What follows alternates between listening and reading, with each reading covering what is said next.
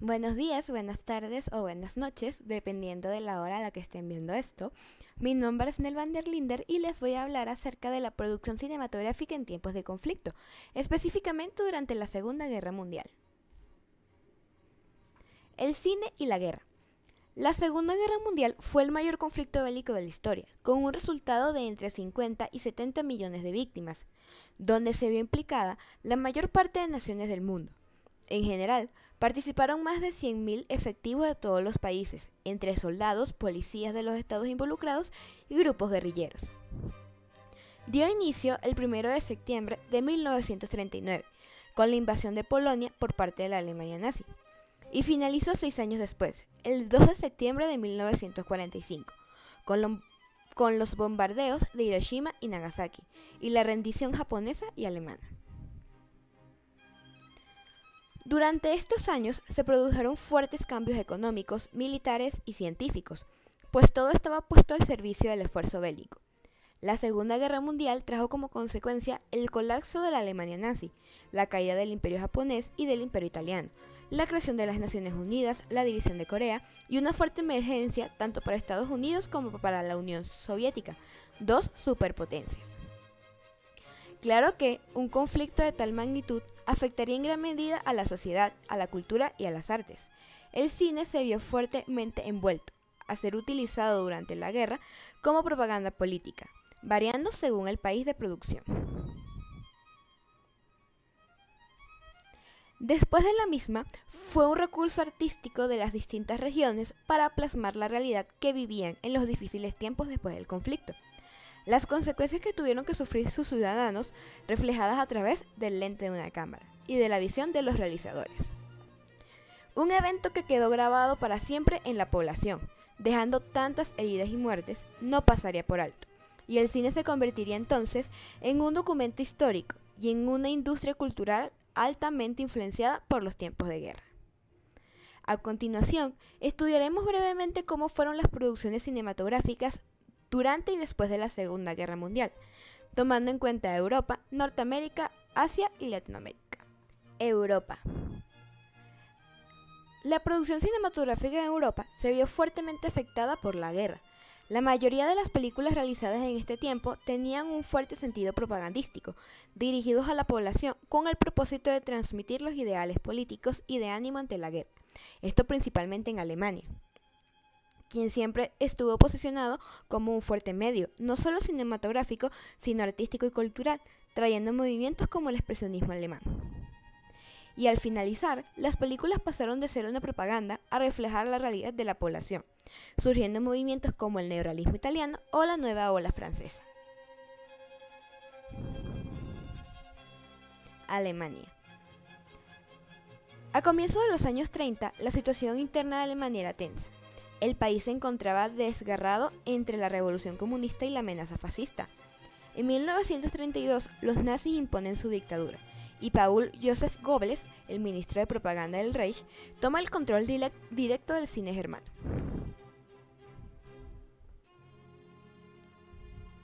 El carácter de la orientación y la censura que de allí se derivaría se desprenden de estas palabras de Goebbels a personalidades del cine del momento.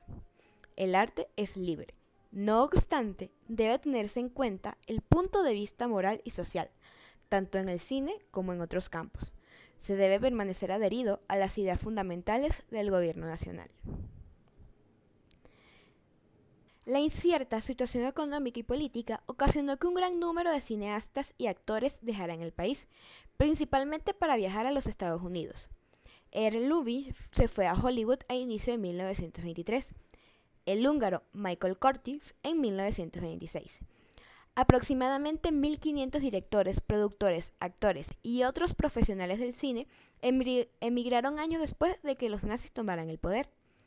Junto con ellos se fueron muchas figuras claves como el productor Erich Pommer, el jefe del estudio de la UFA, las estrellas Marlene Dietrich y Peter Lorre, y el director Fritz Lang. La oída de Lang a América es legendaria. Se dice que Metrópolis impresionó tan gratamente a Joseph Goebbels que le pidió a Lang volverse jefe de la propaganda de su película. En lugar de ello, Lang huyó a América, donde tuvo una larga y próspera carrera. Con la industria cinematográfica alemana completamente del lado del Estado totalitario, ninguna película podía hacerse si no era aparentemente acorde con las ideas del régimen del momento. El entretenimiento se volvió cada vez más importante durante los años de la Segunda Guerra Mundial, cuando el cine proveía una distracción cuando los aliados bombardeaban y los alemanes sufrían derrotas. Tanto en 1943 como en 1944, la admisión del cine a Alemania excedía los millones, combinando elementos musicales, tiempos de guerra, romance y propaganda patriótica. Para someter la cinematografía a los fines de la propaganda, el partido nazi subordinó toda la industria y administración cinematográfica al Ministerio de Propaganda, quedando a cargo de Goebbels, y gradualmente nacionalizaron la producción y distribución cinematográfica. Una escuela profesional de gestión estatal para cineastas políticamente confiable fue encontrada y le pertenecía a una organización profesional oficial llamada Reichsfilmkammer. Se hizo obligatoria para todos los actores, cineastas y distribuidores. La censura que ya se había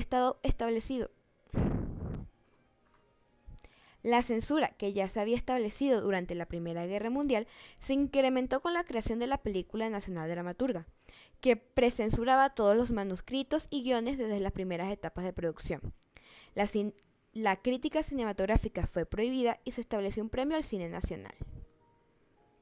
Italia.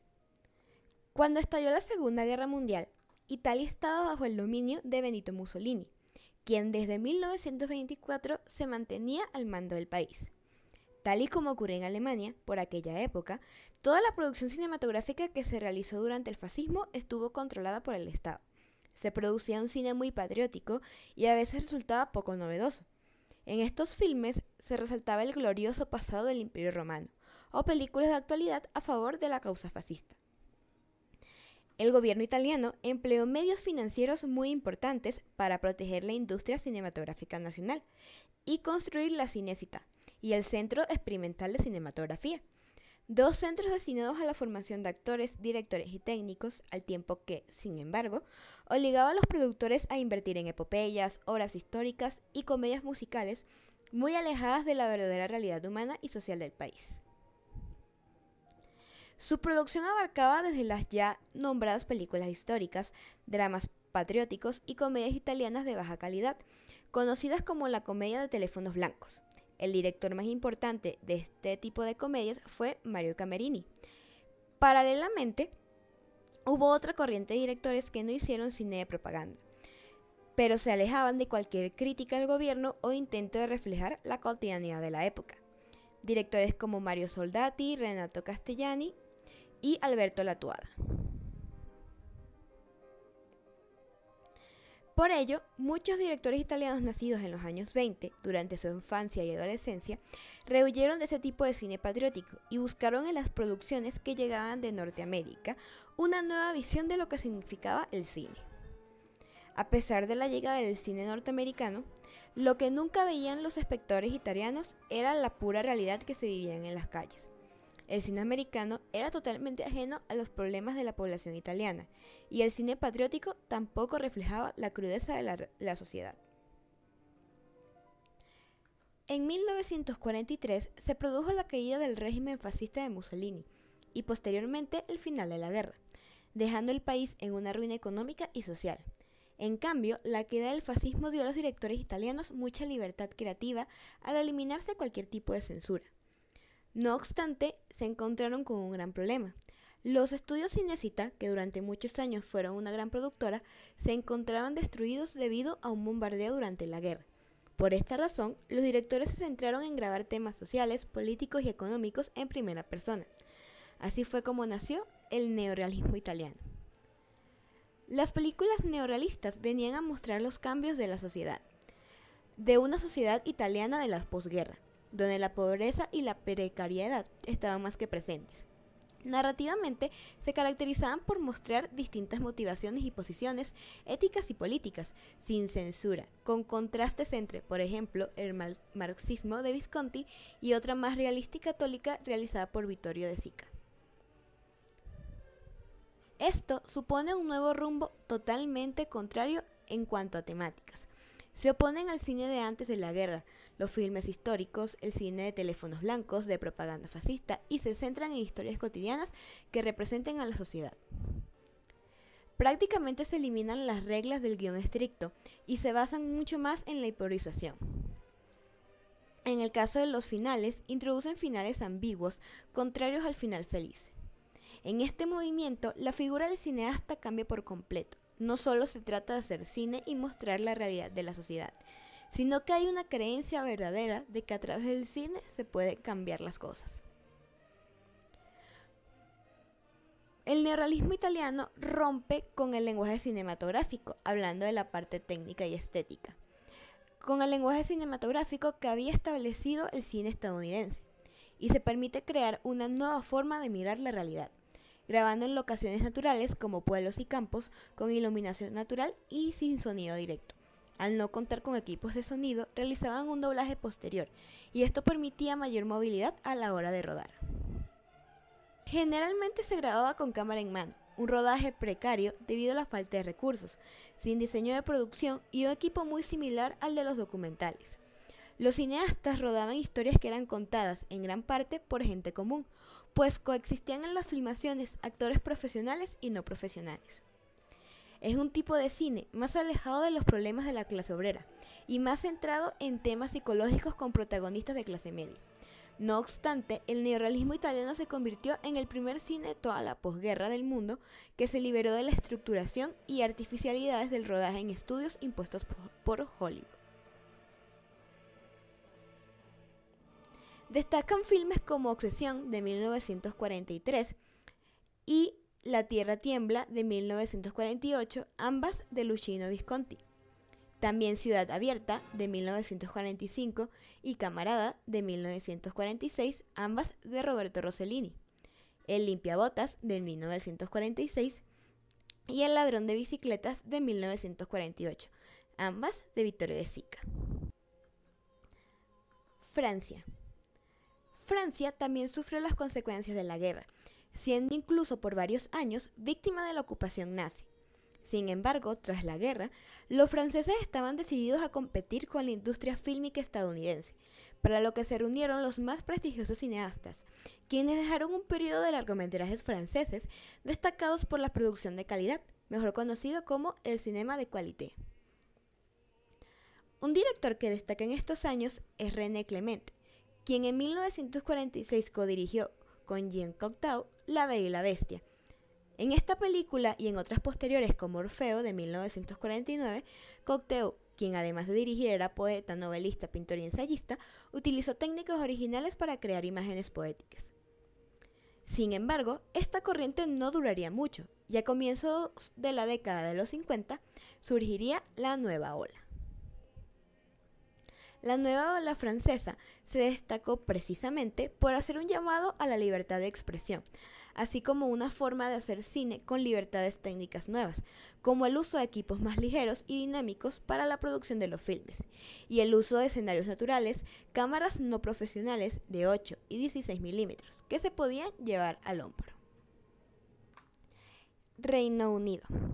En el Reino Unido, que también sufrió bastantes ataques aéreos durante la guerra, las películas que alcanzaron un mayor éxito fueron las policíacas. Vale la pena recordar que el gran Alfred Hitchcock dio el salto a Hollywood desde 1940 con Rebecca, precisamente en este género, y que se había popularizado no solo en las Islas Británicas, sino también en Estados Unidos. Uno de sus más destacables exponentes en el Reino Unido era el realizador Carol Reed, quien, según la historia descrita por el gobierno español, alcanzará las cotas más altas del género con El tercer hombre, en 1949, con un guión del novelista Graham Greene y una espléndida interpretación de Orson Welles, al punto de que el largometraje fue elegido mejor película inglesa del siglo XX. Entrada la década del 50, sin embargo, se daría el apogeo de la comedia británica, con películas como El quinteto de la muerte, de 1945, de Alexander McKendrick. Norteamérica. Durante la contienda de la Segunda Guerra Mundial, el género bélico se superpuso a otros géneros como la comedia o el western. Pese a ello, la producción cinematográfica también contó con melodramas y comedias en las cuales se notaban ciertos aspectos patrióticos para ir en contra de los nazis y los japoneses. Destacan el melodrama con tintes bélicos Casablanca de Michael Curtiz de 1942 y la comedia Ser o no ser de Eros Lubitsch de 1942. También la polémica Los verdugos también mueren de Fritz Lang de 1943, donde se muestra un uso inteligente y sutil de la propaganda. En la inicialmente no beligerancia de la sociedad estadounidense, en realidad abundaba una gran hostilidad y adversión hacia Hitler. Pero no es hasta el ataque de Pearl Harbor a manos de los japoneses en 1941 cuando Estados Unidos entra de forma directa al conflicto, por lo que toda actividad socioeconómica se destina a la causa bélica. Tras el fin de la Segunda Guerra Mundial en Europa y el arrasamiento de las ciudades japonesas de Hiroshima y Nagasaki, con el lanzamiento de las bombas atómicas a manos de Estados Unidos, el mundo se divide entre el capitalismo de los Estados Unidos y el comunismo de la URSS. Durante el inicio de la Segunda Guerra Mundial, la mayor parte de los grandes estudios y directores de renombre prefirieron mantener al margen ante la Durante el inicio de la Segunda Guerra Mundial, la mayor parte de los grandes estudios y directores de renombre prefirieron mantenerse al margen frente a la llegada del nazismo, debido a las recomendaciones tanto de altos cargos políticos como de las consecuencias generadas por películas como Confesiones de un espía nazi, de Anatol Litvak, de 1939. Sin embargo, aparecen dos excepciones. The Man I Married, de Irving Pichel, de 1940, y la destacada El Gran Dictador, de Charles Chaplin, en 1940. Brillante film dotado de una gran ironía y satirización de Hitler, en la cual se muestra la realidad judía del tiempo y el peligro que se esconde detrás de esta realidad para el mundo. Se convierte en una manera de parodiar tanto al dictador como al fascismo en general. Antes del ataque de Pearl Harbor, llega Ciudadano Kane, de Orson Welles, en 1941, una película que se convierte en un punto de inflexión en la visión de producción cinematográfica de Hollywood. El filme se desvincula de los aspectos clásicos del cine, creando una nueva forma de narración y estética fílmica. Pese a ello, no sería hasta años más tarde cuando tanto el público como la crítica le darían el valor real, histórico y cinematográfico de obra maestra a esta película. La necesidad de la utilización de la propaganda en cualquier medio social va creciendo según va avanzando el conflicto. Aún así, empiezan a crearse debates sobre el uso o no de la propagandística, la cual está prohibida según el dictamen de la Constitución. Frank Capra, junto a otros cineastas, se encargó de realizar una serie de documentales de naturaleza propagandística por el Pentágono. El problema surge a raíz de la poca experiencia de Hollywood en este género, dado que el documental surge como un descubrimiento en la industria. Se forman así un paquete de documentales, 7 en total, bajo el nombre de ¿Por qué peleamos? Por otro lado, y muy lejos de los documentales bélicos, durante la década de 1940 se fue desarrollando en Hollywood una serie de películas que reunían una misma marca diferencial, lo sombrío, tanto en su estilo visual como en su temática. Este género fue en sí mismo un sistema que no estaba asociado a ningún otro género o fórmula narrativa anterior. Fue más bien un estilo cinematográfico nuevo y ligado directamente al periodo histórico en el que surgió. Estamos hablando del cine negro. El cine negro o filme noir es un género cinematográfico que, según algunos datos, se desarrolló en Estados Unidos entre las décadas de 1930 y 1950, aunque su pleno apogeo ocurre entre la década de 1940 y 1950. Narra sucesos relacionados con gángster y detectives poco corrientes que tratan de resolver crímenes que a menudo eran el reflejo de la sociedad de estos años. El cine negro se asocia a un estilo visual donde la presencia de sombras y el claroscuro tienen mucha importancia, ya que ayuda a crear la atmósfera precisa para darle profundidad y dramatismo a la historia a contar. Este género estuvo muy influenciado por el expresionismo alemán. El expresionismo alemán tiene su punto distintivo en la deformación de la realidad mediante la visión personal que los directores tenían de sus preocupaciones. Con ello se pretendía expresar de una forma más subjetiva la naturaleza del ser humano, dando preponderancia a la expresión de los sentimientos más que a la descripción objetiva de la realidad. La influencia del expresionismo alemán en el cine negro fue debida especialmente al número de directores alemanes que dejaron Europa y se dirigieron a Estados Unidos. Directores como Ernst Lubitsch, F.W. Murnau, Fritz Lang, Billy Wilder, Douglas Sirk y E.A. Dupont, junto con innumerables técnicos, guionistas y actores. La diferencia entre el cine negro y otros géneros como el cine de gángsters o el cine policial es a veces muy sutil. La principal diferencia estriba en que las películas caracterizadas como cine negro giran en torno a hechos delictivos y criminales con un fuerte contenido expresivo y una característica estilización visual. Por lo tanto, se consideran las décadas de 1940 y 1950 como el periodo clásico del cine negro estadounidense. Sobre la primera película considerada plenamente dentro del género hay mucha controversia. Para algunos estudios, la primera película que se establece totalmente dentro del género fue El halcón maltés, de 1941, de John Huston, con Humphrey Bogart como protagonista. Aunque recientemente se está considerando como la primera del género El desconocido del tercer piso, de 1940, dirigida por Boris Inster. Otras películas destacadas de la época son El sueño eterno, de 1946, de Howard Hawks, La jungla de asfalto, de 1950, dirigida por John Huston, o El atraco perfecto, de 1956, de Stanley Kubrick. En estos filmes se muestra cómo todos los estratos sociales, políticos, empresarios, policías, gente corriente, etc., cometen actos ilegales y violentos, subrayando con ello el mensaje de la universalidad. En consecuencia, todas estas películas lanzan una crítica a la sociedad y de forma especial a la fragilidad con la que los individuos se corrompen, son sobornados o se convierten en criminales. Los sobornados, de 1953, dirigida por Fritz Lang, Sed del mal, de 1948, realizada por Orson Welles, o Perdición, de 1944, de Billy Wilder, Laura, de 1944, dirigida por Otto Preminger, La mujer del cuadro, del mismo año, dirigida por Fritz Lang, o El cartero siempre llama dos veces, estrenada en 1946, de Tay Garnett, dan ejemplo de la gran proliferación de buenas películas de este género en su época dorada. Entonces, el cine negro se caracterizaba por tener una narración fragmentaria, donde la legalidad y la moral no coinciden, desarrollada en espacios urbanos, llenos de pobreza y donde la violencia y la muerte predominan. Los diálogos son cortantes y cínicos, con una estética expresionista en las imágenes. Los finales son trágicos, producto de historias complejas y en ocasiones entremezcladas, contemporáneas e influenciadas por el contexto social.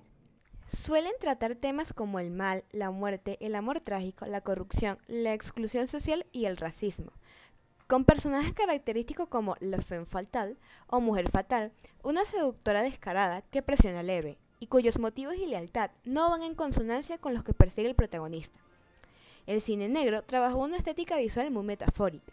Las escenas se caracterizan por una iluminación tenebrosa en claroscuro. La mayoría de las escenas se desarrollan en locaciones urbanas durante la noche y con mucha humedad en el ambiente, donde también es usual la presencia de humo. Se utilizaba este tipo de ambientación debido al uso de sombras para exaltar la psicología de los personajes, así como la dualidad y contraste entre luces y sombra a nivel fotográfico, objetividad y subjetividad a nivel narrativo, verdugos y víctimas en relación con los personajes, culpabilidad e inocencia o moralidad y legalidad en torno a la ética, y ciudad y campo en torno a los espacios. Ahora vamos con el cine asiático, específicamente con el cine japonés. A pesar de que la nación nipona quedó devastada tras la guerra, el cine japonés tuvo un auge importante después del conflicto bélico.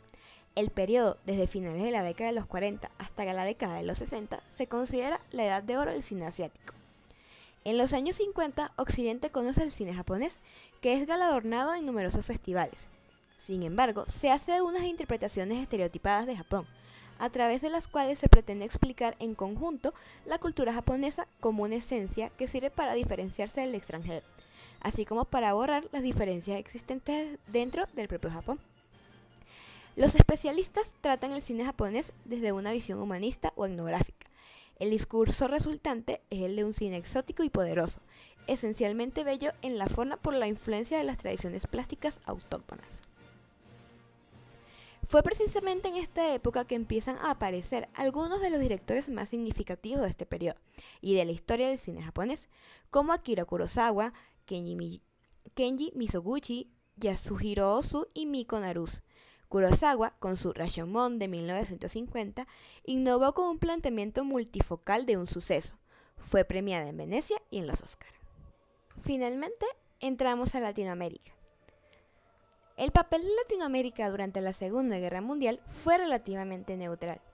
Perú, Ecuador, Uruguay, Paraguay, Venezuela, Argentina y Chile comenzaron a romper relaciones con el eje a partir de 1942.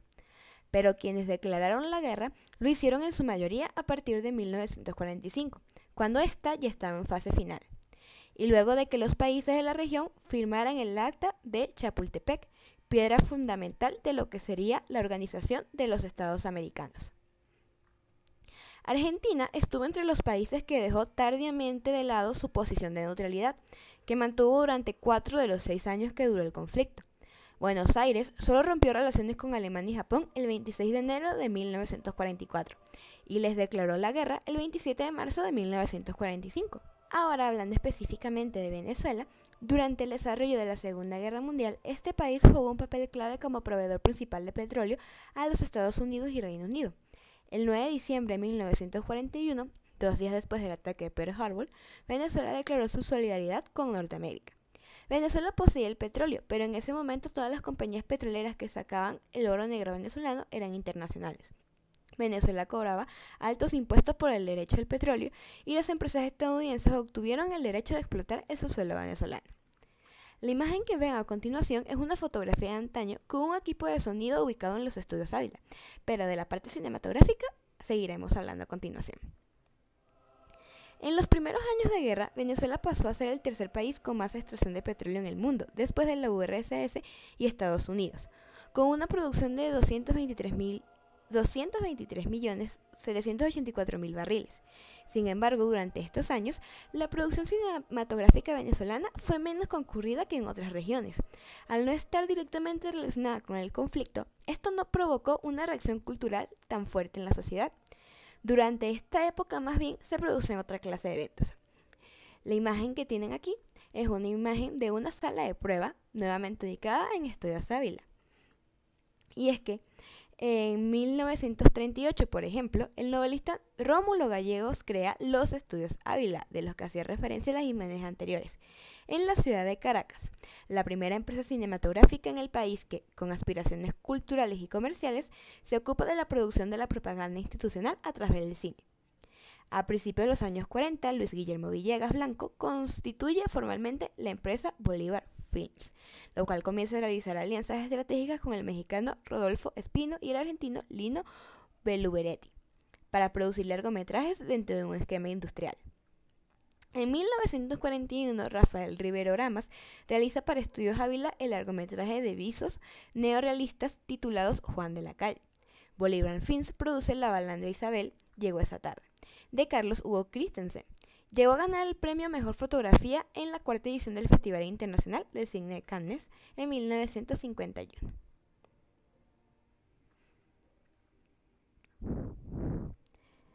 Para concluir, podemos decir que los conflictos sociales, armados o políticos dejan huella en sus habitantes.